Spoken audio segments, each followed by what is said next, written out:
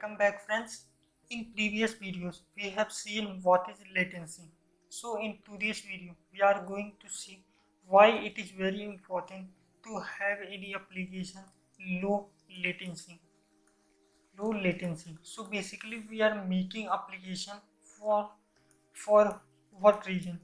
To get customer so that people use your application, you get popular, your company earn lots of money. So for the customer you are making the your your application. Okay, so what will happen if your customer do not like your application, they do not get a proper speed, or your website take lot of time to load, and these all problems happen due to the high latency.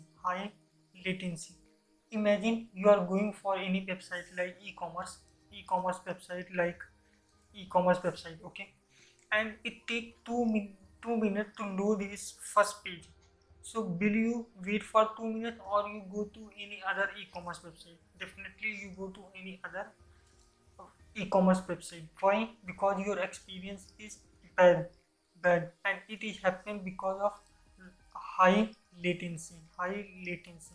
So it is important that you keep your application latency very low, so people can easily load your website, speed get increased, so experience of a customer become very good. So this is a reason why most of the company application must be have a low latency. Otherwise, people do not use your application. But there is one another reason, and this reason for those application which have low sensitive low sensitive latency application. For example, stock market application, because if a stock market application take more time, so people will definitely not use your application. Why? Let's suppose you make any call to buy any stock. Okay, but it take 2 minutes to execute this process. So in 2 minutes the price of stock may go up, may go down. So due to your application latency, a person who is using your application may lose lots of money, even in lakhs or crore. Similarly, if anyone want to sell any stock and it take 2 to 3 minutes, in 2 to 3 minutes may the price go down, so it also lose lots of money. So this type of application where real time data is very important must have very low latency. Otherwise, no will going to use your application.